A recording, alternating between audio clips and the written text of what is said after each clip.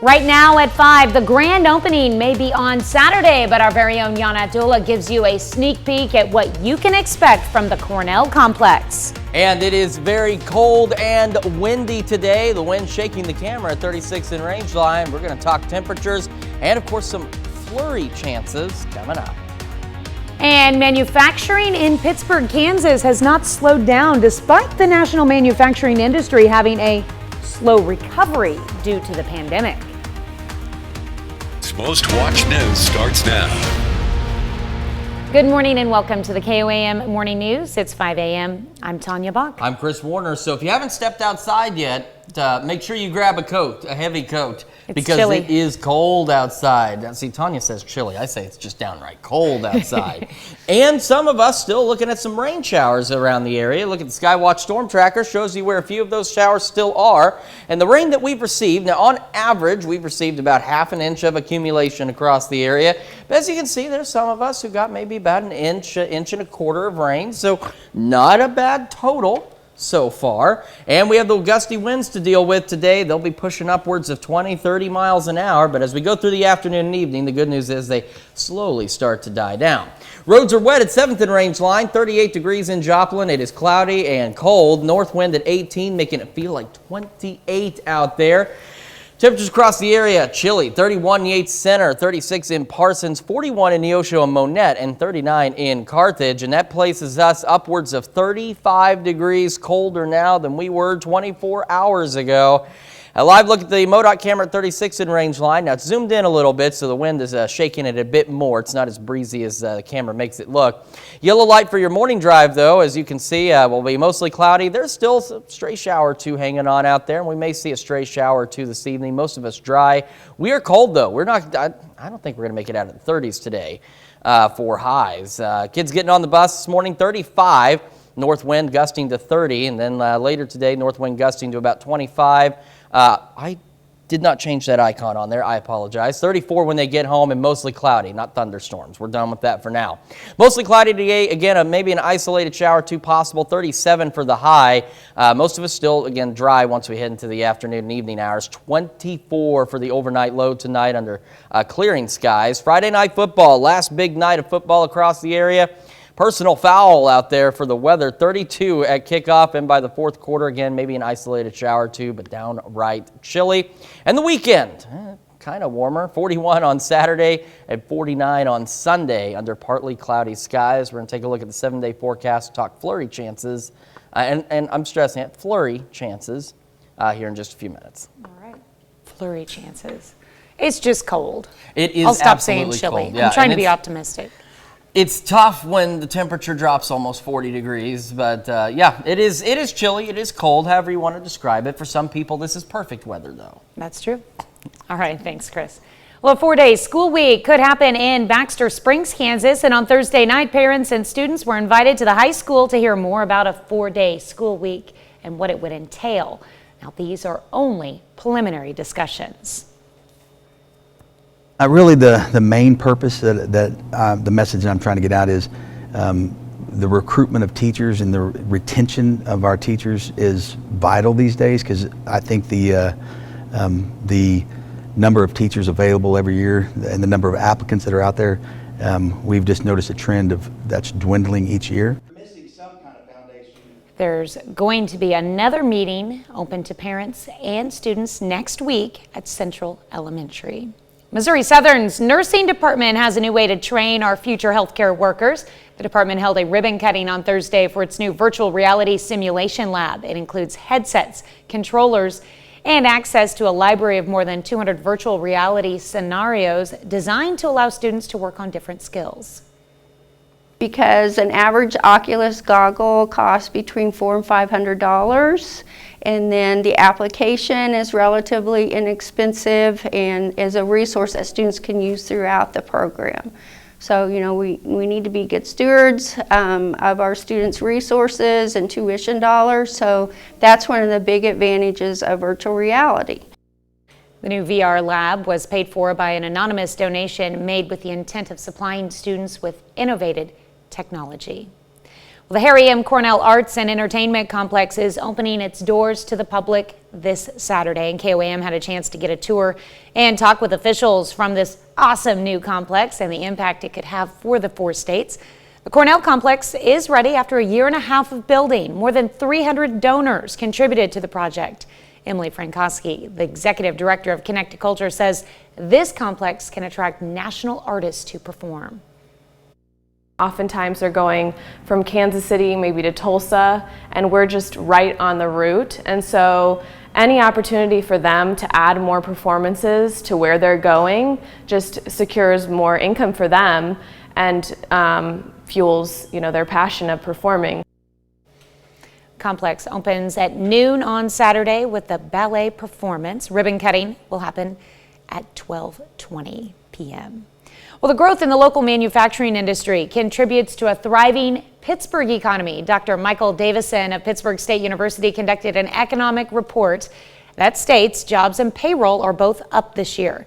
Several local businesses have recently expanded their footprint in Pittsburgh and added jobs, including Avail Enclosure Systems, Eagle Pitcher Technologies, Kindle Packages, Vinylplex, and U.S. Awards, to name a few. The number of jobs in 2022 has increased by 2.6%, which is a record, and payroll in manufacturing is up 16.9%, according to the economic report. Manufacturing in Pittsburgh contributes to 2.5% of all private sector jobs and represents the second largest non-government employment in the local area.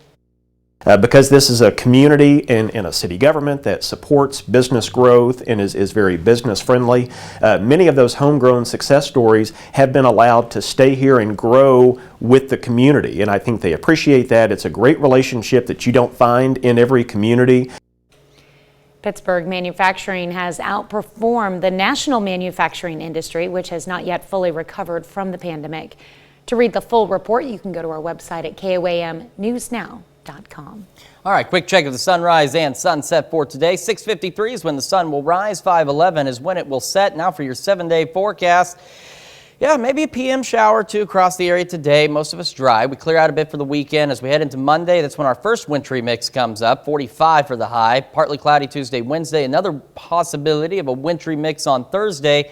Overnight lows for the most part in the mid to upper 20s. We got a couple of 31s on there, but otherwise winter has suddenly arrived and it is here to stay, at least for the next several days. We can't say winter's coming anymore. It's no, here. It is suddenly here, thanks to that cold front. All right. Well, that's a look at this morning's top stories and weather in our first 7 minutes. Coming up on the KOAM Morning News, more athletes from local 4-state schools signed to continue to play on the collegiate level. Plus, veteran homelessness is an issue, and people from the VA and other organizations are taking steps to tackle it. And we'll meet a man who shares his story of overcoming suicide. You're watching the KOAM Morning News. More real news in the morning. We'll be right back. Well, the Pittsburgh State Gorillas finish up the regular season this weekend. The Gorillas host Fort Hays State on Saturday in their 11th and final game of the regular season. Pitt State 10-0 heading into this one. Last week, they went on the road and beat Washburn to claim the outright MIAA League championship. On Saturday, they face a Hayes team that's just 3-7, but they have a nice passing game and some playmakers on the offensive side of the ball. They're a young team. The thing that really stands out most is they play hard. They come off the ball on the line. They come off the ball running routes, whether they're getting it or not.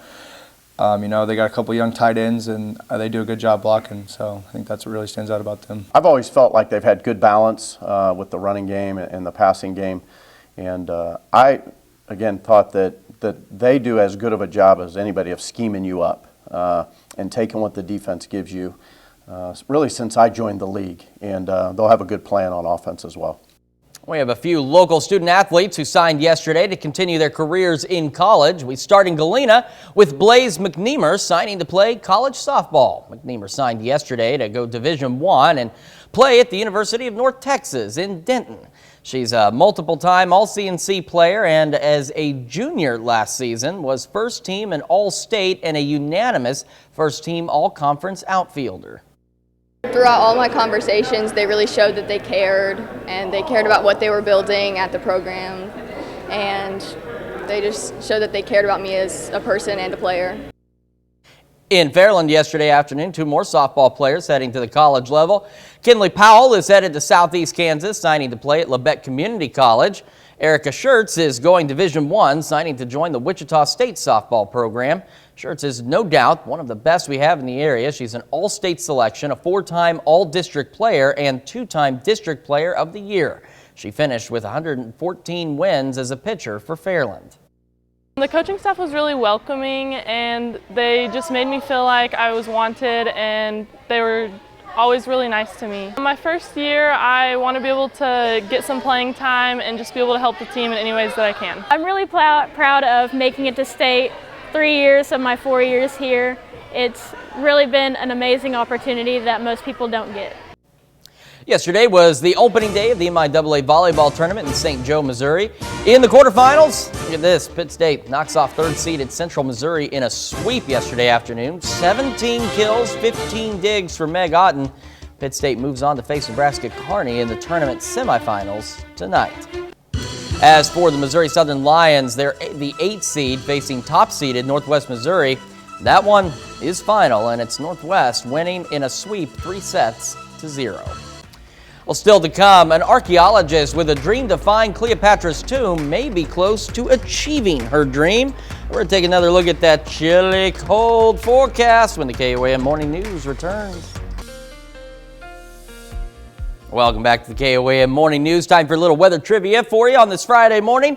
And this type of fog does not extend to the base of any overhead clouds. It's also used to describe radiation fog. What kind of fog is it? Is it precipitation fog, valley fog, ground fog, or advection? Gosh darn it! Well, the answer is ground fog.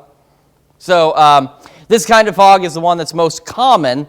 It's the type we see overnight, and it's usually gone by morning. So didn't have to think long on that one. Still some scattered showers across the area. They are slowly moving out of here, and we may see a few isolated showers later this evening. Most of us dry. So on average, we picked up about ½ an inch, and as you can see, some of us got upwards of an inch, even an inch and a half in some locations, so not bad. We're still dealing with breezy conditions today. Winds this morning gusting close to 30, and they'll start to calm down as the evening goes on, dropping down to gusts around about 20 miles an hour. Right now, in 7th and range line in Joplin, still a little damp on the outside, 38 degrees, cloudy, north wind at 18, making it feel like it is 28, and temperatures across the area are downright cold. 31 Yates Center, 32 in Iola, 35 Chanute, 39 Carthage, 41 Neosho, and you factor in that wind, and yeah, it feels a lot colder. 20 in Yates Center, 19 in Chanute, 28 in Pittsburgh, 27 in Carthage is what it feels like. And these temperatures are upwards of 30 to 35 degrees colder now than what we were 24 hours ago. Live look at the MoDOT camera, 36 in range line, looking good except for the wet roads. A yellow light this morning for the wind, and then again maybe a stray shower or two as you're continuing your morning commute. And a yellow light for the drive home, again for some windy conditions, and again maybe an isolated shower or two, but most of us should be dry. I still haven't fixed this yet, so I apologize. But 35 when the kids get on the bus, pretty chilly, and will be mostly cloudy, not thunderstormy when they get home. 34 degrees though. We're not going to warm up a lot today. Afternoon high only 37 degrees, so downright chilly, and tonight it gets absolutely cold. We drop back down to 24 as the clouds begin to clear out in the overnight hours. Friday night football is not, it's going to be cold. Personal foul on this for the weather, 32 degrees at kickoff and by the fourth quarter, and again, maybe an isolated shower or two possible. A little warmer this weekend, 41 Saturday, 49 on Sunday, partly cloudy both days, and a quick check of the 7-day forecast. You can see we try and hold on to at least the mid to upper 40s for the most part. Wintry mix possible on Monday and again on Thursday. Overnight lows, though, hovering around the mid to upper 20s with a couple of 31s sprinkled in there for, for good measure to make it feel a little bit better as we get quite cold. Well, as we celebrate Veterans Day, we're taking a closer look at the veterans who need our help, those who defended us and our freedoms but have no home to call their own. Well, the good news, the number of veterans experiencing homelessness is down, declining for more than a decade. Mike Valerio spoke exclusively with the Secretary of Veterans Affairs about what's working as he shows us the volunteers committed to hope and homes for our veterans. Good morning. Are you a veteran? From tent to tent in the nation's capital, in the shadow of the grandeur of Union Station. No days wasted doing this job.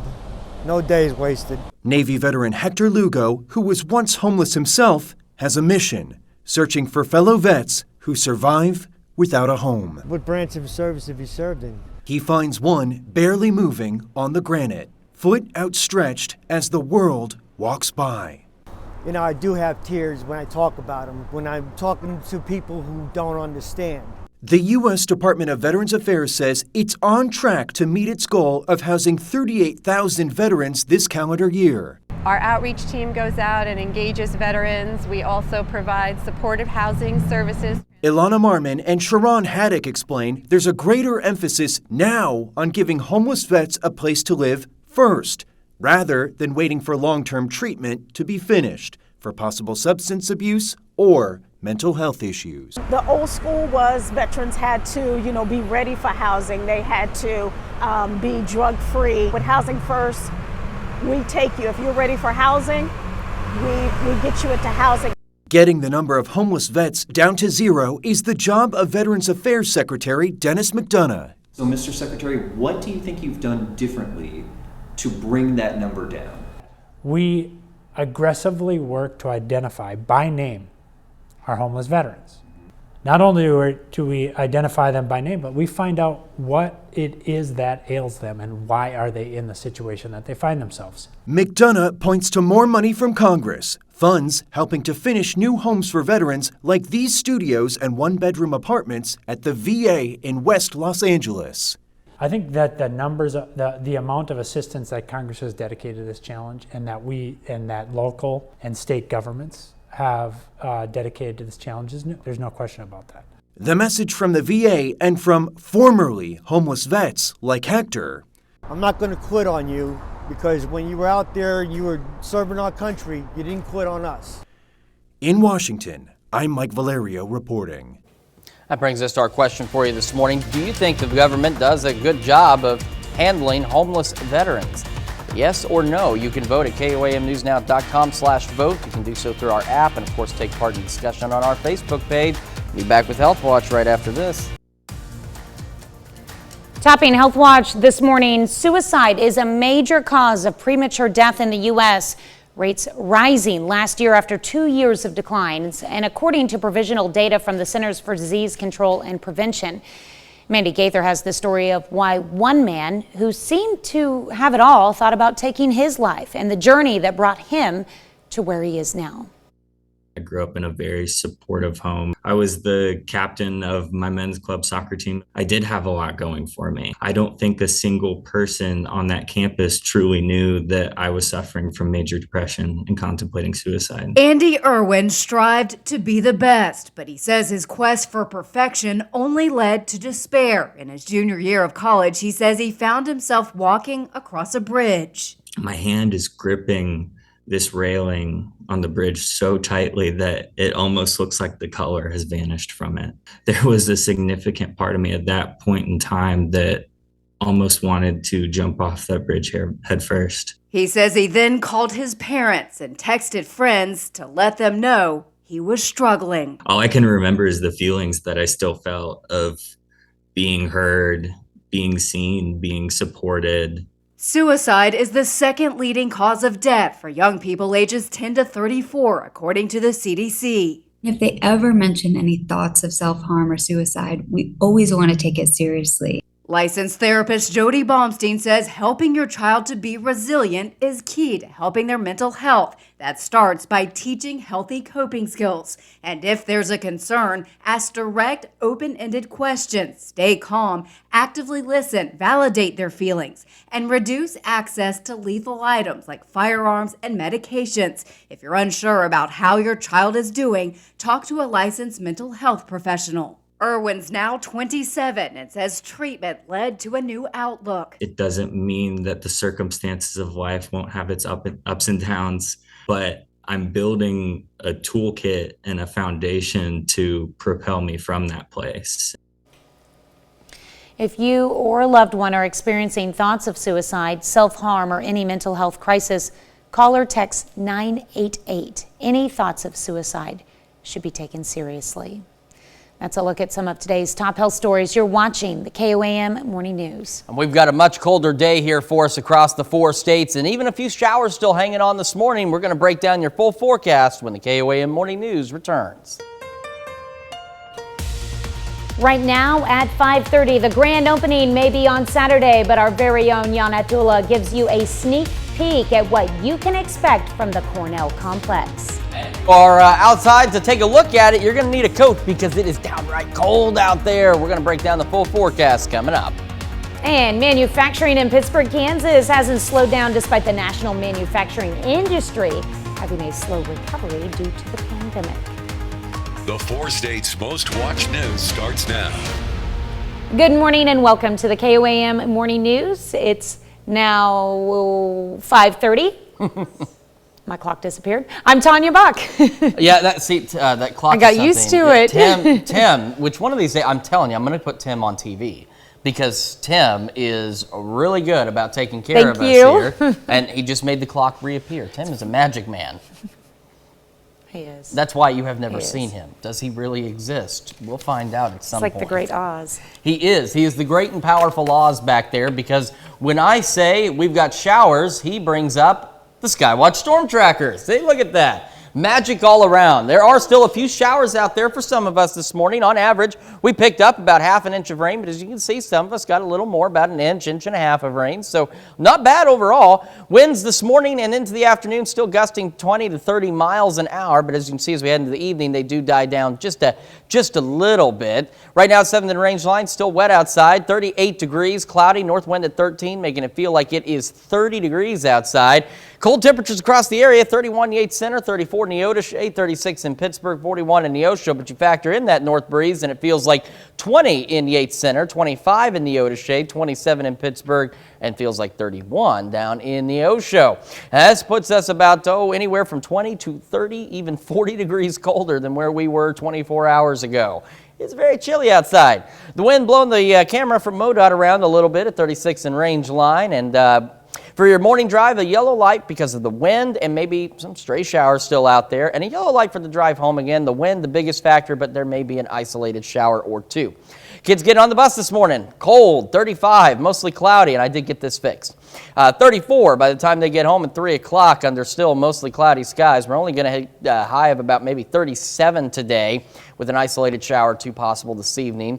And as we take a look at tonight, we drop back down to 24 for the overnight low as clouds will eventually clear out. Friday night football, we are calling a personal foul on the weather here as it's going to be right about freezing with an isolated shower possible across the area. But hey, the weekend looks a little bit better at least. 41 Saturday, 49 Sunday under partly cloudy skies, so a pinch warmer. But there are some snow flurries on the forecast, and we're going to talk about how cold it's really going to get over the next few days here in just a couple of minutes. All right. Sounds like a game plan for sure. We have lots of game plans. I like it. It's Friday night football. I know. Last big one of the season, really. Last Friday night football forecast of the season. Locally. Yes, locally, today. We're not talking, the national level, of course, but locally. Last Friday night football forecast. You think? I've been told. I could be wrong. All right. Well, the Harry M. Cornell Arts and Entertainment Complex is opening its doors to the public this Saturday. KOAM's Yana Tula learned more about the new complex. She joins us live from the complex now. Yana? Thank you, Tanya, and good morning, everyone. We're live here in Joplin in front of the new complex. I had a chance to talk with the officials and learn about all that it can provide for the 4 states. After a year and a half of building, the Harry M. Cornell Arts and Entertainment Complex is finished and ready to welcome visitors. They will see the Beachshore Performance Hall, the Leggett and Platt Green, all of Spiva Center for the Arts' new galleries, the beautiful lobby space, welcome desk and gift shop, and they'll just see this beacon of the arts for Joplin. Emily Frankowski says it took over a decade of passion and work to make it a reality. More than 300 donors contributed to the project. The crew is excited about the holiday season shows in the performance hall on the first floor. We're looking forward to growing massively. I mean, we used to have 4 to 6 performances each year, and then we're growing that to over 16, so that's a huge jump. Frankowski says they want to work with schools to allow students to attend previews for shows. Some of those kids will never have that experience or will never have had it, so to be able to provide it for them free of charge and just have them not have to travel far away to a different state even to experience that is such a blessing. In addition to local artwork, the Art Center will also display other pieces on the second floor. We can bring in, national shows. We can look at the quality of the shows with the lighting systems and the humidity control. It allows us to bring really delicate art in that maybe we hadn't had the opportunity to do before in an older historic building. The third floor includes classrooms. We have community partners and teachers that come in and teach our classes, both to elementary-aged kids and all the way up through adults, so anybody can participate. The green space outside holds about 1,500 people. We'll be able to bring in outdoor concerts. We'll have outdoor events out there. Our Art on Tap event, which is a very large event with home brewers, will just increase in size. Having a complex like this in Joplin is beneficial for the area, as complex leaders hope to attract national artists to perform. Oftentimes they're going from Kansas City maybe to Tulsa, and we're just right on the route. And so any opportunity for them to add more performances to where they're going just secures more income for them and fuels, their passion of performing. The complex opens at noon this Saturday with a ballet performance. They will have ribbon cutting at 12:30 p.m. Everyone is welcome to join. Live in Joplin, Janna Haudala, KOAM News. All right, thanks, Janna. I'm glad to see you're staying warm out there as well. It does look cold. It's cold and rainy, so it's a weird mix. Yes. Welcome to the 4 states. All right, thanks, Janna. You can find a link to the schedule of events on our website at KOAMnewsnow.com. Well, the American Legion Post 13 in Joplin also honored veterans on Thursday. Volunteers with the post took some time to plant American flags on the graves of veterans at Peace Church Cemetery. To Veterans Day, which is tomorrow. And so today we wanted to come out and specifically put flags out on each veteran's grave that we know where they're buried. There are some that are unmarked and we don't know where they're buried, but we'll be putting a flag at a monument at the top of the hill that represents all those that are buried here. You can find more Veterans Day events on our website at KOAMnewsnow.com/events. Well, the Pittsburgh manufacturing industry is booming, and that's the finding from the new quarterly economic update. The report shows the Pittsburgh manufacturing industry has not only recovered from the COVID downturn, but is one of the region's fastest growing sectors. KOAM's Carrie Worthen has more. We started looking at expansion and started getting really excited about expanding here in Pittsburgh, Kansas. And we started looking into the market and doing making some changes that we thought could grow the business. Unfortunately, they've worked out. And so we were able to add about 15,000 square foot to the facility that we're in right here. Dr. Michael Davidson of Pittsburgh State University conducted a report that states jobs and payroll are both up this year. The number of jobs in 2022 so far has increased 2.6%, which is a record. And payroll in manufacturing is up 16.9%. So the local manufacturing industry is doing really well. Several local businesses have recently expanded their footprint in Pittsburgh and added jobs including Avell Enclosure Systems, Eagle Picture Technologies, Kindle Packages, Vinylplex, and U.S. Awards, to name a few.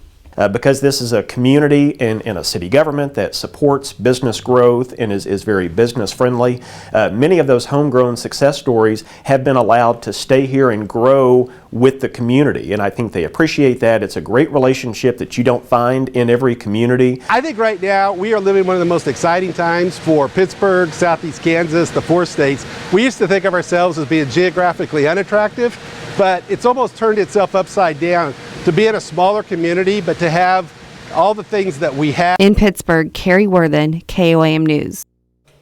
Pittsburgh manufacturing has outperformed the national manufacturing industry, which has not yet fully recovered from the pandemic.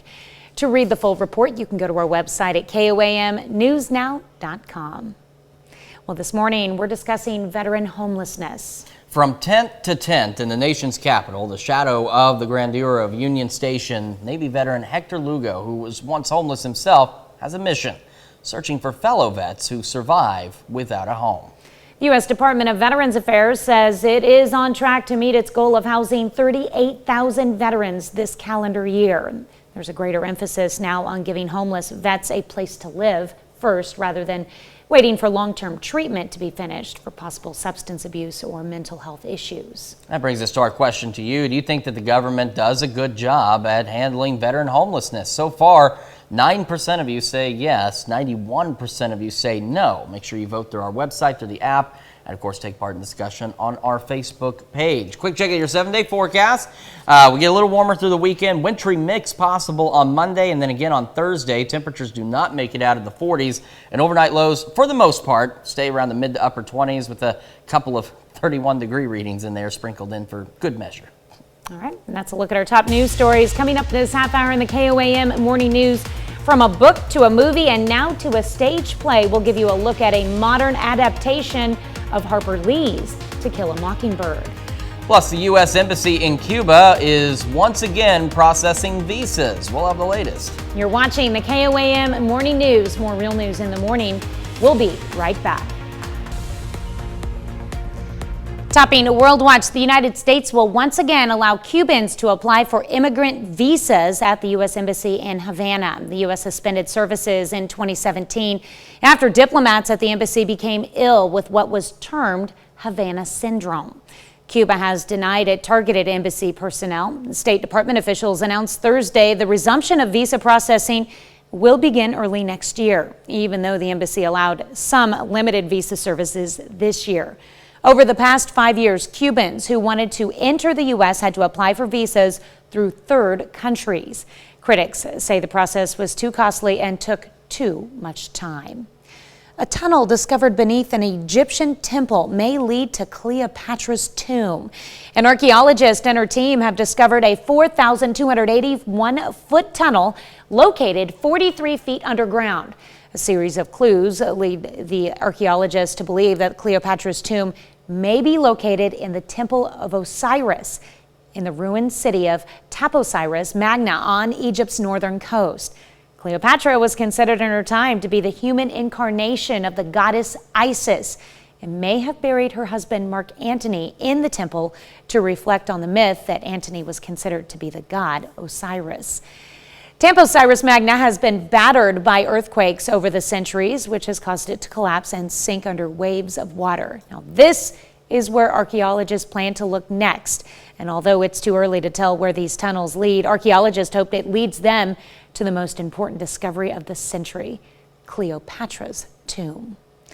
That's a look at one of your biggest headlines from around the world. Here's Chris with another look at your forecast. We got a pretty chilly start to today. The roads are still wet in Joplin at 7th and Rangeline. We are 38 degrees right now with the north breeze at 13, making it feel like it is 30 in the city. So we are a little bit warmer, but I think what's going to happen is we're going to be warm this morning and then cool down and throughout the rest of the day. 31 Yates Center, 36 in Parsons, 41 Miami, and 41 in Neosho. With the winds, it feels like 20 in Yates Center, 36 in Miami, feels like freezing in Neosho right now. And that puts us anywhere from 20, 25, even upwards of close to 40 degrees colder now than we were 24 hours ago. Live look at the MoDOT camera, 36 in Rangeline, looking good so far, but we got a yellow light for the morning drive because of the winds. We could see winds gusting upwards of about 30 miles an hour today, and then again a stray shower or two. Same for your drive home, a yellow light, windy, and maybe an isolated shower or two. Kids getting on the bus this morning, it's going to be cloudy, 35 degrees, winds gusting at 30. Winds calm down a bit by this afternoon, only gusting about 25, 34, mostly cloudy by 3 o'clock. And again, our actual real high that we'll get to by the time you're out to enjoy it, looking about 37 degrees across the area. Mostly cloudy skies, windy, and again, a stray shower or two possible. And then as we head into the overnight, very cold, 24 for the overnight low, and eventually we will start to see the clouds clear out. We'll be partly cloudy and warmer Saturday and Sunday, 41 and 49. Wintry mix is possible on Monday and then again on Thursday. Temperatures stay in the 40s for the next several days. Overnight lows for the most part mid to upper 20s, but we got 31 Sunday night and 31 by Wednesday night. We got a lot more of the KOAM Morning News right after this. Here's a check of today's top headlines, the news you need to know before you head out the door. Joplin Public Transport is reducing its public transportation service due to a driver shortage. Joplin will suspend the Sunshine Lamp Trolley service until further notice. and riders will be referred to the MAP service that provides curb-to-curb service. The suspension will start November 28th. Baxter Springs, Kansas School District could be moving to a 4-day school week. The district has been holding meetings with parents and community members about that move, and one of the meetings was on Thursday. So far, nothing is set in stone. The district just wants to answer any questions parents may have.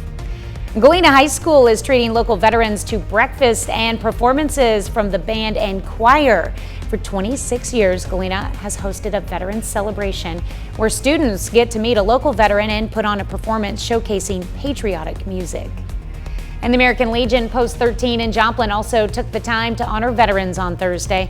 Volunteers with the post took some time to plant American flags on the graves of veterans at Peace Church Cemetery.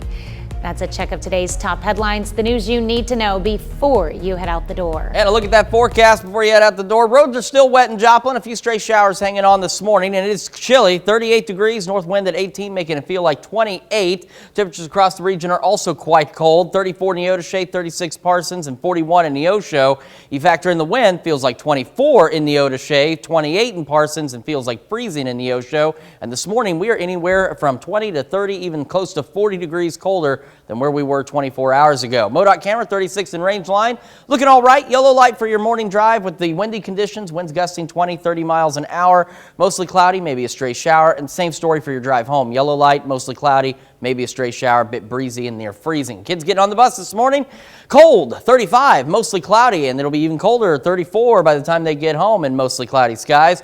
Looking for a high of right around about 37 degrees for most of us. We'll be mostly cloudy again with an isolated shower possible this evening. We clear out overnight and drop back down to a very chilly 24 degrees. And 7-day forecast, a little warmer this weekend, 41 and 49. Wintry mix possible on Monday and again on Thursday. Temperatures otherwise in the 40s. Overnight lows for the most part in the 20s with a couple of near freezing temperatures out there as well. Be back with more of the KOAM Morning News right after this. Aaron Sorkin's Tony-winning remix of Harper Lee's To Kill a Mockingbird has moved from Broadway to a national U.S. tour. David Daniel caught up with Sorkin and the cast in Hollywood to talk about the show. When I was a boy, my father gave me one of those air rifles. Richard Thomas steps into the iconic role of Atticus Finch in Aaron Sorkin's take on To Kill a Mockingbird. But to always remember that it was a sin to kill a mockingbird. Can't play an icon, you just can play a human, and he's made him so human. And this man who is trying to raise these kids and give them some values, and these kids who are pushing back, and the parent-child story is such an important part of this. The update also focuses more on the story and trial of Tom Robinson, played by Yeagle T. Welch. It makes this story more urgent.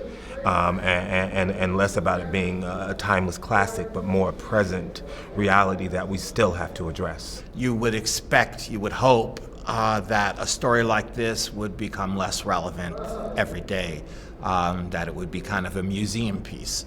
And it's just not. So many people sitting in our audiences have walked away and said, wow, this is set in 1934. How can that look so similar to today? It's just landing with audiences in a way that's incredibly gratifying, incredibly moving, and is entirely about the performances that the actors are giving. In Hollywood, I'm David Daniel. It's a great story. And on it's like, the road now, so that's exciting. Yeah, and it's like they said, though, how can something set in 1934 still be so relevant? I think that's why To Kill a Mockingbird is one of those great timeless stories. Mm-hmm. It's unfortunate it is timeless in that sense, that it is still so similar to some things happening today, but it's an important lesson in that story. Is it one of the books that you had to read in school, like in English class? Believe it or not, we did not have to read it in school, which was kind of strange. Because you would think that we would have. There were a lot of others that we read, but I do not recall reading To Kill a Mockingbird. I think ours was like a freshman year requirement. Yeah, that's when I read it. Yeah. Interesting. Well, I think everybody needs to read it, and if anything, definitely see the original movie too. Yeah. It was an excellent movie with Gregory Peck and a number of other great stars in there as well. And apparently, if the Broadway show is anywhere near you, you should go check it out. Absolutely. Maybe that's when the Bicknell should center should get in the future. That's what they should try and do. Yeah, Now that'd we've be got a pretty place cool. for it to go. Well, we have another check of your chili forecast when we come back. Got a pretty chilly day for us today. 37 degrees for the afternoon high. Mostly cloudy skies, maybe a stray evening shower or two. Most of us will remain dry. We're downright cold tonight as we drop back down to 24. But I guess the good news is we start to see some clearing in the clouds as we head into early tomorrow morning. For Friday night football, it's going to be a chilly one. We're calling personal foul on the weather. So we'll be right about freezing at kickoff in fourth quarter. And again, maybe a stray shower or two for some of us, but most of us remaining dry. As we head into the weekend, though, we do get a little bit warmer at least. We're partly cloudy Saturday and Sunday, 41 Saturday, 49 on Sunday, so not that bad. And we're going to stay in the 40s on the 7-day forecast. We get a chance of a wintry mix on Monday and another chance of a wintry mix by next Thursday. Overnight lows are going to drop back down into the 20s to near freezing, and afternoon highs are not going to make it out of the 40s for the next several days. We're back with more of the KOAM Morning News when we come back. Annual observance of Veterans Day. Well, we've got a pretty chilly day for us today and another cold night, and we're not going to warm up anytime soon. We'll take a look at the full forecast coming up. And the wait is over. The Harry M. Cornell Arts and Entertainment Complex opens this weekend in Joplin, and our own Yana Hatula takes us for a sneak peek inside the four states' newest headquarters for the arts. Watch News starts now. Good morning and welcome to the KOAM Morning News. I'm Tanya Bach. I'm Chris Warner. Now 6 a.m. on this finally Friday. And remember, it still seems like just yesterday we were celebrating. In fact, it was Tuesday. And see, that positive attitude gets you to Friday that much faster. There you go. Here we are. Unfortunately, it is a very chilly, very damp Friday. We still got a few stray showers hanging around the area.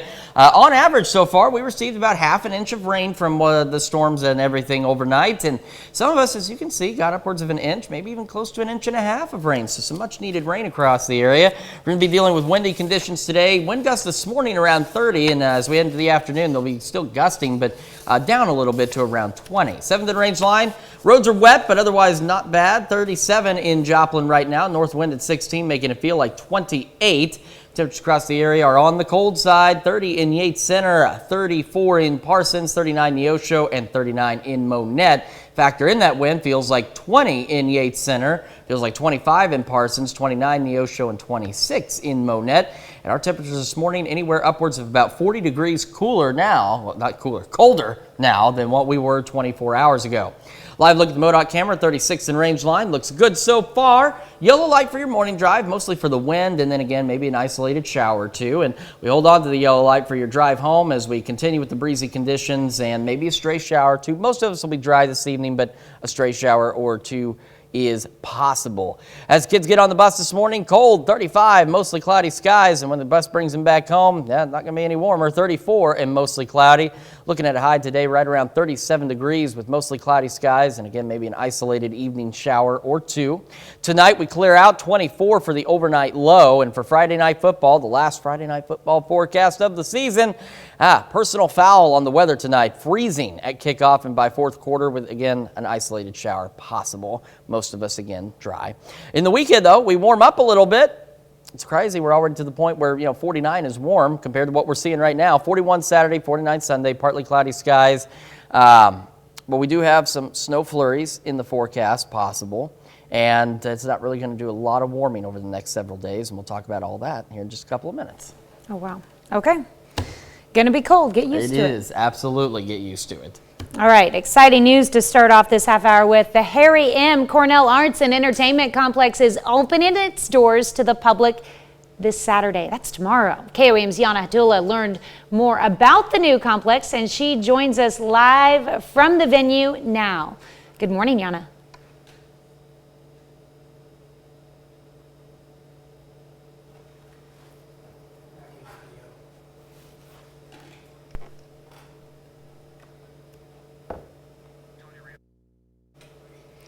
All right, we're sorry about those technical difficulties. I'll go ahead and take over. The Cornell complex is ready after a year and a half of building.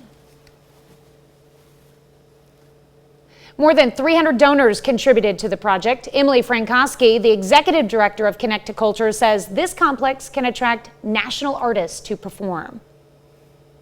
Oftentimes they're going from Kansas City maybe to Tulsa, and we're just right on the route. And so any opportunity for them to add more performances to where they're going just secures more income for them and fuels, their passion of performing.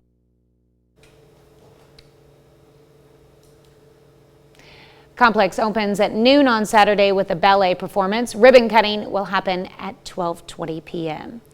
On Thursday, Galena High School treated local veterans to breakfast and performances from the band and choir. For 26 years, Galena hosted veterans celebrations where students get to meet a local veteran and put on a performance showcasing patriotic music. Yeah, they're excited about it. It's just such a great opportunity for our kids to give back and also to meet some veterans that will be here. We're expecting 30 to 40 veterans to come back to us this year. And the kids have made posters and they've made videos to honor the veterans. Students also made posters and flyers, like he said, to show the support for local veterans. American Legion Post 13 in Joplin also took the time to honor veterans on Thursday. Volunteers with the posts planted American flags on the graves of veterans at Peace Church Cemetery. This today, that we want to honor everybody that's in the military, regardless of whether they're serving today or they've passed on, which is the ones we're going to honor today here, is the ones that have passed on, and they give their lives, maybe not necessarily in battle, but they give their lives because they served. Lots of area businesses are offering discounts to veterans today. You can find a list on our website at KOAMnewsnow.com. On this date, back in 1921, exactly 3 years after the end of World War I, the Tomb of the Unknown Soldier is dedicated at Arlington Cemetery in Virginia during an Armistice Day ceremony presided over by President Warren G. Harding. Now, 2 days before, an unknown American soldier who had fallen somewhere on a World War I battlefield arrived at the nation's capital from a military cemetery in France. On Armistice Day, in the presence of President Harding and other government, military, and international dignitaries, the unknown soldier was buried with the highest honors beside the Memorial Amphitheater. As the soldier was lowered to his final resting place, a 2-inch layer of soil brought from France was placed below his coffin so that he might rest forever atop the earth on which he died. The Tomb of the Unknown Soldier is considered the most hallowed grave at Arlington Cemetery, America's most sacred military cemetery. The tombstone itself, designed by sculptor Thomas Hudson Jones, was not completed until 1932 when it was unveiled, bearing the description, "Here rests in honored glory an American soldier, known but to God." World War I was unknown. The World War I unknown was later joined by unidentified remains of soldiers from America's other major 20th century wars, and the tomb was put under permanent guard by special military sentinels. An absolutely incredible memorial up there in Washington. Quick look at our sunrise and sunset today. 6:53 for the sunrise, 5:11 for the sunset. 7-day forecast. Wintry mix possible on Monday, 45. Wintry mix possible again on Thursday. So those are those stray flurry chances. We do not get out of the 40s for the next several days, as you can see. Overnight lows for the most part in the 20s, with a couple of 31-degree overnight lows in there as well. All right, that's a look at this morning's top stories and weather in our first 7 minutes. Coming up on the KOAM Morning News, the struggle of being a veteran spouse. The spouses of our military families often have a tough time in the job market. I'm Usher Qureshi with why this group is often underemployed and makes less money. Plus, concern over the surge in lung disease from frontline exposures. We'll take a look at new laws aimed to help our nation's heroes. And we're taking you to Tarentum, Pennsylvania to meet a high school junior who started a turkey drive as a way to honor his community's veterans. You're watching the KOAM Morning News. More real news in the morning. We'll be right back. Topping Nation Watch this morning. Today we honor our veterans, but one group that is often overlooked is military spouses. Usher Qureshi found out many struggle finding a job and keeping it. Alexis Kimotho has moved 5 times in the past 15 years because her husband is in the U.S. Navy. Like most members of the military, the family has to relocate on a regular basis. And for the mother of 2, every new city has meant the challenge of finding a new job. The employer told me that I was not someone that they would want to invest in because I wouldn't be around long enough. It's a common problem. A survey conducted last year found the top concern for active duty military families is spouse employment, more than time away from family or children's education. Military spouse unemployment has on average been 3 to 4 times higher compared to their civilian counterparts. Rosalinda Vasquez Mori is with the Syracuse University Veterans Institute that conducted the research. She says even those who find work have a disadvantage. How does pay among military spouses compare to the general population?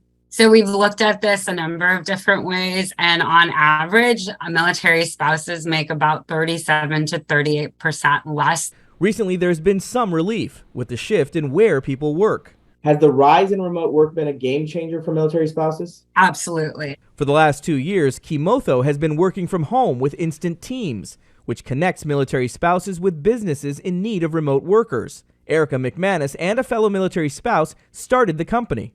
It is the mission. It is that we know every single person that we hire, we are putting additional financial security into military family homes. This is the first time in my entire journey with my husband that I feel confident that work will continue.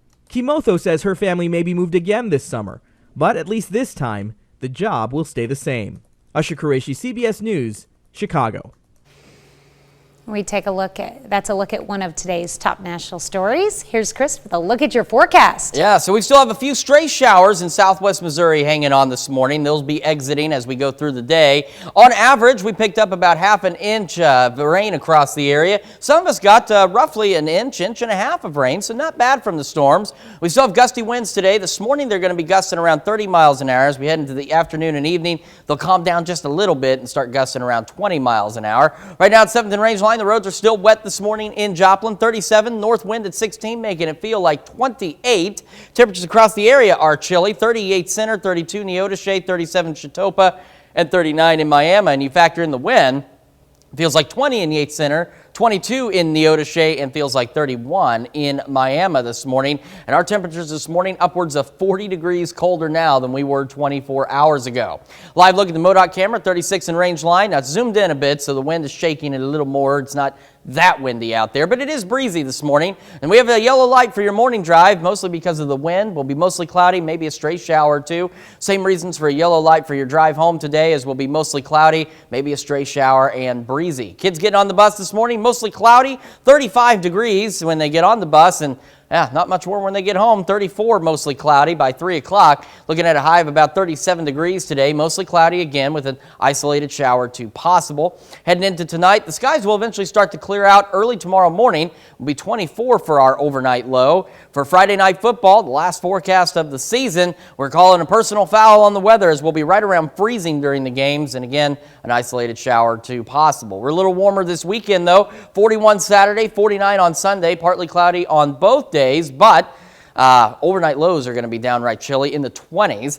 And then we look at Monday, look at that, a wintry mix is possible, 45, near 50 Tuesday and Wednesday, 42 on Thursday with a wintry mix possible. Overnight lows for the most part in the 20s. And we take a look ahead, and boy, we get downright chilly and stay that way heading into next weekend, as we don't get out of the 30s Friday or Saturday. Overnight low, look at that next Friday, 17 degrees, and maybe some showers next Sunday, 45 for the afternoon high. But as you can see, just take that in.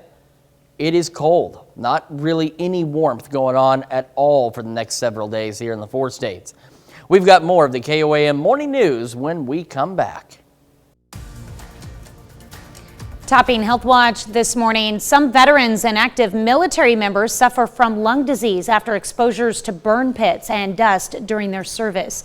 Naomi Ruckham has one veteran's story. Air Force veteran John Sepulveda suffers with debilitating health problems related to his deployment in Afghanistan more than 10 years ago. I get flu-like symptoms every month. I have lots of body pain. I cough blood, headaches now from all the coughing. The scary part is I'm in my 40s and this happened to me in my 30s. What's going to happen down the road? Military service members can experience lung disease after harmful exposures from burn pits, desert dust, and IED blasts. What it appears is that the problem does not go away.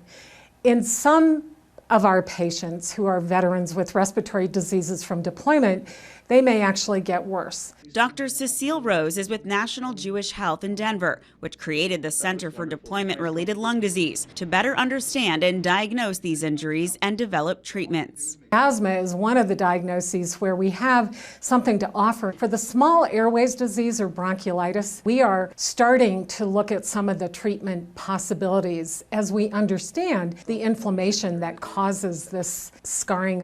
The PACT Act is a new law that expands health care and benefits for veterans and adds to the list of health conditions that exposures can cause. The fact that these diseases are being recognized and the conditions are being accounted for is huge for anyone involved because it's a very frustrating process. Sepulveda is on several medications to help manage his issues, including corticosteroids, migraine drugs, and pain relievers. I've gone through days where I say, I just don't want to do this anymore. And I have a very good support system, and I'm not sure everyone has that. He wants other veterans to know there is help out there. Naomi Ruckham, CBS News. Several hundred veterans with a range of respiratory conditions have been seen at the Center for Deployment-Related Lung Disease since it opened in 2018.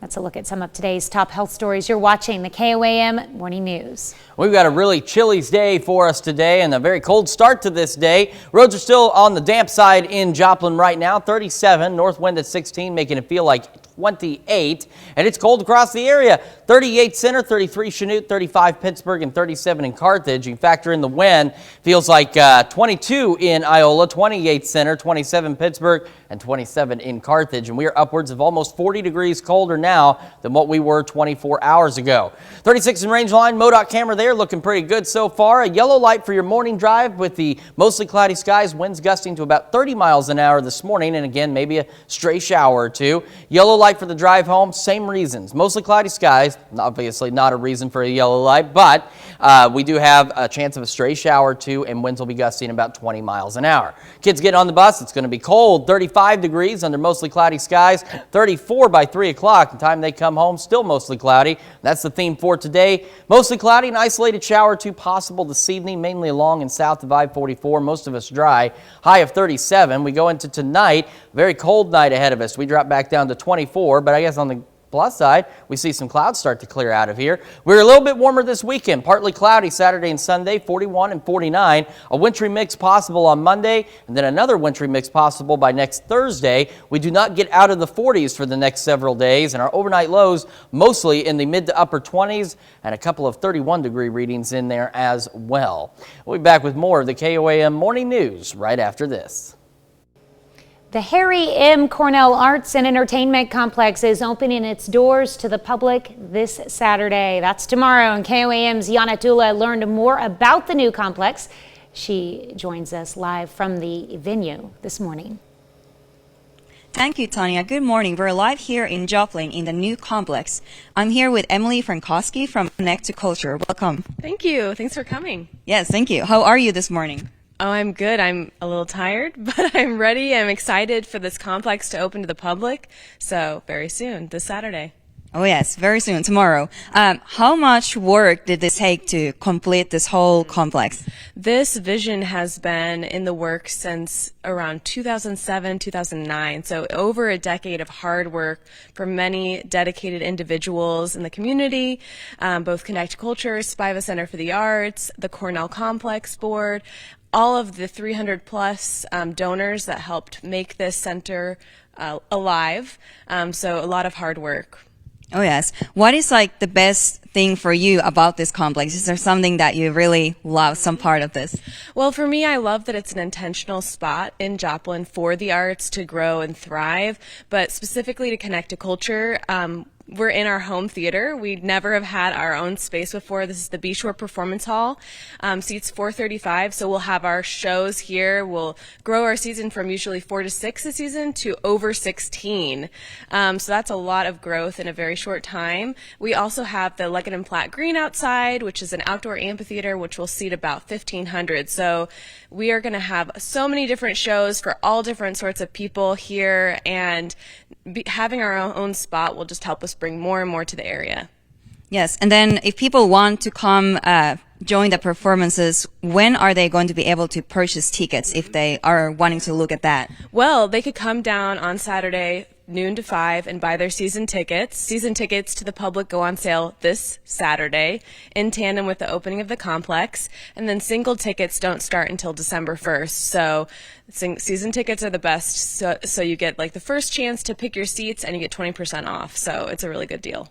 Oh, yes, for sure. What all is going to happen tomorrow when you open this for public? Yeah, so noon to 5 p.m. We have all sorts of things. We have giant puppets outside from Stone Lion Puppet Theater in Kansas City. We've got Mercy sponsoring a free t-shirt giveaway, which has a really cool original artwork from a local artist. We'll also have entertainment where we are right now all throughout the day with different local groups like Midwest Regional Ballet or the Joplin Piano Teachers Association. So just tons of activity. Come and just self-guide yourself. We have these really cool booklets where you can just explore the complex and learn more about it. Oh, yes. Are you going to be here tomorrow as well? Oh, yes. I'll be here all day, so it's going to be a lot of fun. Yes. And again, the complex will open tomorrow at noon with a ballet performance. Is it going to happen here, right here? Right here. Midwest Regional Ballet will perform, and then we'll have remarks and a ribbon cutting. Yes, ribbon cutting will be 12:20. Yes, and everyone is welcome.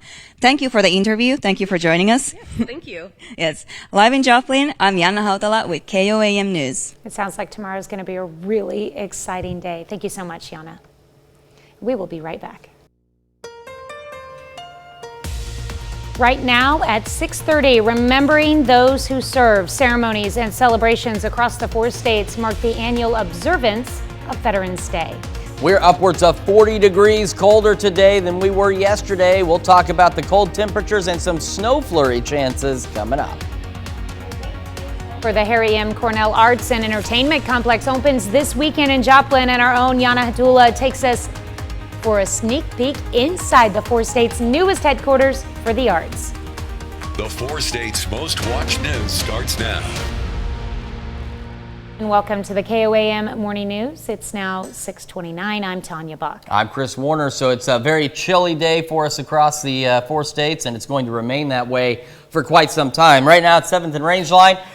Excuse me. Roads are still a bit on the wet side out there, and it is chilly, 37. North wind at 16, making it feel like 28. Temperatures across the region, again, chilly. 30 Yates Center, 34 in Parsons, 39 Neosho, 39 in Monette. You factor in the wind, feels like 19 in Yates Center, 26 in Parsons, 29 Neosho, feels like 25 in Monette. And that puts us again, as we mentioned earlier, about 40 degrees colder now than it was 24 hours ago. Live look at the MoDOT camera, 36 in Range Line, looking good so far. For your morning drive, we've got a yellow light for the windy conditions. Winds this morning gusting around 30 miles an hour. Maybe a stray shower or two, still possible. Yellow light for the drive home for windy conditions. Stray shower possible, otherwise mostly cloudy and right around freezing. Kids getting on the bus this morning, a very cold start to the day, 35, mostly cloudy. Winds this evening will start calming down a bit, still gusting to around 20, 25, 34 by 3 o'clock. Be mostly cloudy today, looking at an afternoon high of 37 degrees, and again, an isolated shower possible this evening.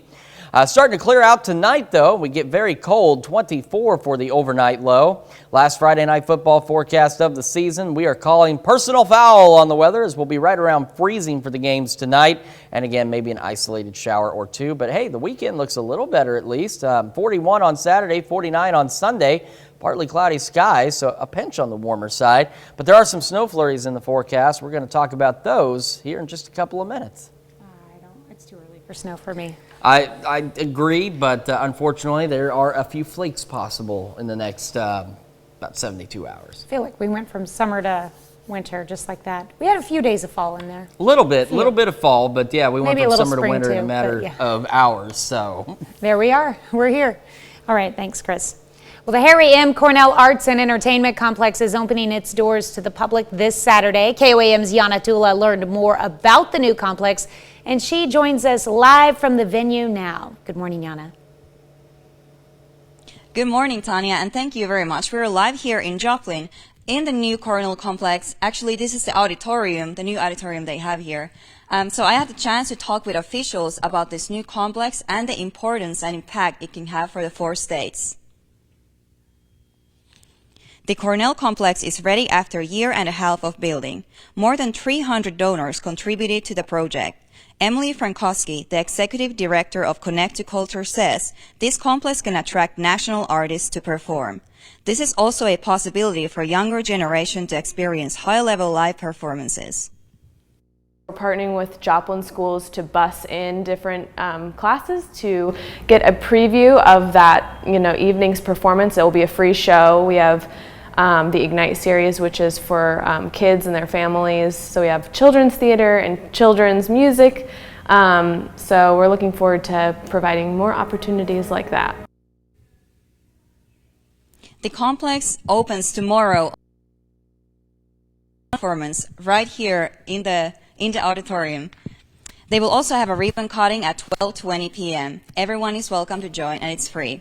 Live in Joplin, I'm Yana Haudala with KOAM News. All right, thank you so much, Yana. And in case you guys didn't hear, she was saying a ballet performance will be happening tomorrow in correlation with that ribbon cutting. All right, thank you, Yana.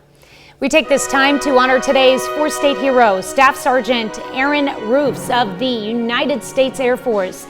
The native of Fort Scott, Kansas, served in Baghdad, Iraq from May of 2008 to September of that year. To Staff Sergeant Aaron Roof, we thank you, today's four-state hero. American Legion Post 13 in Joplin also honored veterans on Thursday. Volunteers with the post took some time to plant American flags on the graves of veterans at Peace Church Cemetery. Veterans Day, which is tomorrow, and so today we wanted to come out and specifically put flags out on each veteran's grave that we know where they're buried. There are some that are unmarked and we don't know where they're buried, but we'll be putting a flag at a monument at the top of the hill that represents all those that are buried here. You can find more Veterans Day events on our website at koamnewsnow.com/events. Well, today is Veterans Day, but a few area groups took the time on Thursday, like Beelers, to honor the brave men and women who served our country. Galena High School treated local veterans to breakfast and performances from the band and choir. For 26 years, Galena hosted a veterans celebration where students get to meet a local veteran and put on a performance showcasing patriotic music. Each year we have a Galena graduate come back and speak to our kids, and just so our kids can see what it could be like for them one day if they join the military and serve our country. Students also made posters and flyers to show their support for local veterans. Quick check at the 7-day forecast. We head into Monday. That's when we could see our first round of wintry weather. We could see a wintry mix Monday, another chance on Thursday. As you can see, we do not escape the 40s for the next several days. Overnight lows in the mid to upper 20s for the most part. But we got 31 Sunday night and 31 Wednesday night. So I guess a pinch warmer those two nights. But otherwise, cold weather is here, and it is here to stay. That's a look at our top news stories. Coming up this half hour in the KOAM Morning News, our own Shannon Becker hits the studio to finish off the week with his big three stories. You don't want to miss this. And, of course, we're going to take another look at your forecast. Look at that north wind blowing out there. Gusts up to 30 miles an hour. Yeah, it's going to be chilly. We've got some unpleasant wind chills out there as well. It is blustery, absolutely. But first, here is a look at the Cornell complex, arts and entertainment. You know what? We're just really obsessed with this wind image. We're going to stick with this, and we'll have more from there and Shannon's Big Three when we come back. Welcome back. It's time to close out the week with our own Shannon Becker and his big three stories. Well, they're not just mine. They're all of ours. See, I just happen to be there. I happen to be live and local when it happens, right? Our number three story this week, Joplin News First. We're still talking about this. It's now national news. A couple from Pineville, they've been charged in federal court with felony kidnapping with intent to kill. And yesterday, Arkansas prosecutors requested from a federal judge to have them brought back to Arkansas and charged with capital murder and kidnapping. And the prosecutor in Northwest Arkansas says they are seeking the death penalty. Precedent, perhaps in this case, in Missouri, back in 2004 in Skidmore, Missouri, a Kansas woman killed a pregnant woman, took her baby. The baby did live. And also just yesterday, a Texas woman was convicted and sentenced to death. Oh, I'm sorry, the Skidmore case, she was put to death, I'm sorry. And then this case yesterday in Texas. It was a 2020 crime, and she was sentenced to death by a jury in Texas yesterday. And just in a nutshell, like Amber is charged with kidnapping a woman from Arkansas. If you guys hadn't been following this story, and bringing her to McDonald County, Missouri. Yes. Basically cutting the baby out. Yeah, and the baby did not survive. Horrible situation. There's a lot to it, but you have to check it out. KOAM News Now and our Joplin News First tab.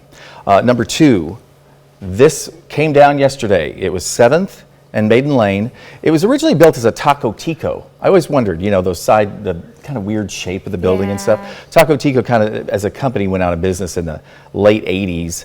But we had the building for a long time. It was Babe's, then it was not Gringos, it was Babe's, then it was Mojo Burger. When I moved here in 2005, this was one of my favorite places to go eat in Joplin. It used to be super happening. So building is coming down. There are rumors. What's it going to be? You can find out more on our website also. Our number 1 story, there was a 5-car pile-up on 32nd Street. And a child, all minor injuries except a minor child suffered life-threatening injuries, was flown to another hospital for a higher level of care. And I just learned overnight that child is off the ventilator and now alert. So that's good news. That is very good, very news. good. Now, do you know which of the vehicles that the child was in? The one that's really smashed there, the second to the last.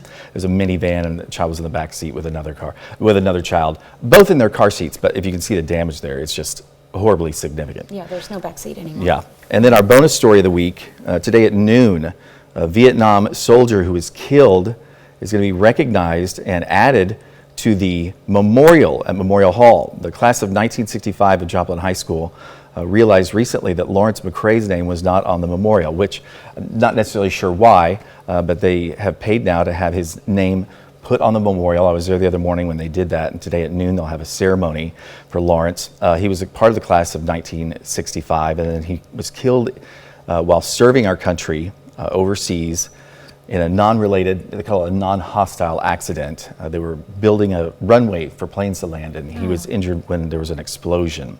But of course, he was laid to rest. He's on the Vietnam Wall, but now he'll be on the Joplin Veterans Wall as well. Great way to honor him. Yeah, definitely. Yeah. Okay, and you said that ceremony today at noon. At noon today at noon at 8th and Wall. So if you guys wanted to stop by and do that. So thank you to the class of 1965 for noticing that. You never know. Of course, we'll have an update on our website for that. Yeah, that's our big 3.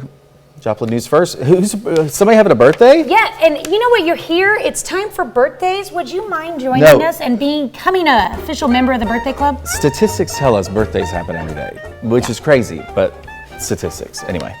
All right. Hundreds of birthdays in a year. And we've got a big list today, so if you would do. help us, it would be great. 365. Yeah, we're beginning in Chanute with Celestin Edwards celebrating birthday number 3. This comes with love from Mom, Dad, Nana, and Papa. And in Joplin, Reese Thurston is celebrating birthday number 5. A little birdie told me that Reese loves sports. Yates Center, Colton Wiley, 7. Love from Mom, Dad, and Aubrey. Happy birthday. And we've got Elsie Dooley turning 8 over in Carl Junction. Elsie, happy birthday. Maya Chaplin celebrating birthday number 9 this year in Fort Scott. Addie Wegner, 10 in Frontenac. Love from Mom, Dad, and Jake. And we've got Lariah Nash celebrating birthday number 12, and this comes with love from Mom and your sisters. Happy birthday, Lariah. We got a little belated birthday wish, big belate, back on October 9th. Amory Mars celebrated birthday number 12 in Seneca. You know what? We're still celebrating almost a month later. Why not? Traven Matthews Scheidler, Parsons, 12. Happy birthday from Gigi and Charlie. And we've got Phoebe Swartz turning 17 over in Neota Shea. A very happy birthday to you, Phoebe. And we got a former Arma resident turning 20 years old today. Happy birthday to Cole Richard. Kate Thomas is 24 in Columbus. Also had an anniversary last week. Happy birthday from the Davis Real Estate Crew, Katie. And we've got Jamie Ridenour celebrating birthday number 46 in Pittsburgh. And this comes with love from the family. Happy birthday, Jamie. Got a Chiefs fan there. All right. And Mark Johnson turning 59 this year in La Russell. Mark Thompson, 62, in Pittsburgh. Happy birthday today. And we've got Eva Murphy celebrating birthday number 69 in Joplin. Eva, a very happy birthday to you. And it's a 54th anniversary in Columbus for Harvey and Marie Clark. Happy anniversary. And then the senior marketing consultant, Diane Cunningham, here from the station. She is a legend. Yes, she is. Happy birthday, Diane. Absolutely legendary. And our list continues with Jessica Commons turning 32 in Cherokee. Roger Bloomfield celebrating birthday number 74 in Prescott, Kansas. Barbara Wicks is 74 in Nevada. I understand that's Roger's childhood friend. Oh, okay. Yeah, sure. I believe that. And we've got Leanne Creek celebrating a birthday in Miami. And Leanne Creek is, oh no, you just read that. I'm sorry. Teresa Lacey down in Miami as well. We got 2 Miami birthdays there. Teresa is 64. And then Brenda Blecka is having a birthday in Erie, Kansas. Happy birthday, Brenda. Nice and of course, this birthday list, super long, lots of photos. That's what we love. We want more, and Tanya can tell you how you can help us out. Yep, all you have to do is send us your information, include a pic if you can. We like seeing those pictures. Send them to either of these 2 emails, birthdays with an S, don't forget that S, at KOAMTV.com, or birthdays at KOAMNewsNow.com. And Shannon, we have to ask you, do you know there's something on our website? Do you know what it is? Words. There's lots of words, but there's something super important on our website. What? It's the KOAM Birthday Club. Oh, the birthday club. Yes, I see. that birthday club. I'm not good at this. Well, it's all right. It's your first time to join us this morning, but we've got that birthday club. So Shannon, make sure you sign up, because if you do, or any of you out there in TV land do, you get great deals from local businesses. Additionally, you get a happy birthday message from everyone here at KOAM, except Shannon, who's just now figuring out the birthday club. But it was on the teleprompter. I had to read the teleprompter. Sorry. He'll throw a birthday message at you at some point as well. Just go to KOAMNewsNow.com, sign up for that birthday club today. All right, quick check of your forecast, and we're talking a very quick check. Is that what we're doing here? So just kidding. We'll have another check of your forecast a little bit later. But first, we're going to have another exclusive interview from the Cornell Complex when we come back. The Harry M. Cornell Arts and Entertainment Complex is opening its doors to the public this Saturday. KOAM's Yana Tula learned more about the new complex, and she joins us live from the venue with more. Good morning, Yana. Good morning, Tanya, and thank you very much. We're live here in Joplin with Heather Lesmeister for the Spiva Center for the Arts. Welcome. Welcome. Thank you for having me. Thank you. We are standing here on the first floor of this new complex. Could you explain a little bit where we are right now? Yes, we are in our gorgeous gift shop. In here, you will find wonderful gifts for the holiday season, all of it made by local artisans. Oh, yes. Yeah. Are people going to be able to buy these already tomorrow when you open? Absolutely. It's a great gift idea. We have artists come in and they do a commission-based sales out of here. So not only it helps Spiva Center for Arts, the complex, but it also gives back to local artists. Oh, yes, yeah. And you know more about the art that you have on the second floor. Could you tell a little bit more about that for the people? Absolutely. It's an amazing exhibit. We have on loan from the State Historical Society of Missouri 91 Thomas Hart Benton lithographs. Now, these lithographs have never been anywhere shown together before, so this is the first time, which is very exciting. In the Freeman Health System main gallery, we have our biggest membership show ever. So members that are a part of Spiva Center for the Arts can bring their artwork in and show it, and it's a competition as well, so there'll be prize money given out. That's very exciting. And then we have our Harry M. Cornell permanent collection exhibit. So it's artwork from Harry M. Cornell, which is also wonderful. And you say now you have 4 different galleries. Before you used to have 3. How important is this? It's wonderful. It just allows us to continue to expand and to promote not only local artists, regional artists, but national artists as well. Because of our new climate control and humidity settings and security, we can start bringing in larger national shows and then also support our local artists even more. And tomorrow, when you have this whole complex open, are people going to be able to be upstairs and watch the art there? Absolutely. You'll be able to just explore the whole building, as Emily said earlier. You can go in through all the exhibits. We will have make and take art projects up on the 4th floor in our classrooms. And we'll have a community art project that people can come and collaborate with together. And then we'll also, on the green, out back on 8th Street, we'll have food trucks here as well. So make sure that you bring your money to support our local food trucks. Oh yeah, that's great. What are you the most excited about for tomorrow? Oh my goodness, just sharing this phenomenal space with everybody. Just when people come in, we want them to feel warm and welcome. And so getting their ideas and feedback on things they'd like to see in the building. Yes, thank you so much for being here. Thank you so much. And I'm Yana Haudala with KOAM News. And this opens tomorrow at noon. And the ribbon cutting will be at 12:20. Thank you. All right, and I've been spying behind you guys. It looks like there's some pretty cool items in that gift shop to check out as well. Yes, there's a lot of very beautiful things that people can come and purchase tomorrow. All right, and all that starts tomorrow. Thank you so much, Yana. We will be right back. Here's a check of today's top headlines, the news you need to know before you head out the door. Joplin Public Transport is reducing its public transportation service due to a driver shortage, and Joplin will suspend the Sunshine Lamp Trolley service until further notice. Riders will be referred to the MAPS service that provides curb-to-curb service. The suspension will start November 28th.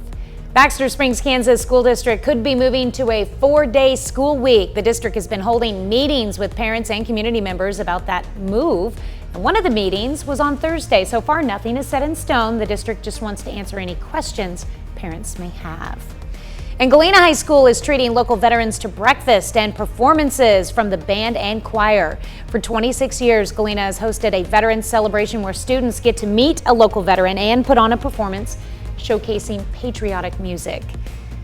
American Legion Post 13 in Joplin also took the time to honor veterans on Thursday. Volunteers with the post took some time to plant American flags on the graves of veterans at Peace Church Cemetery.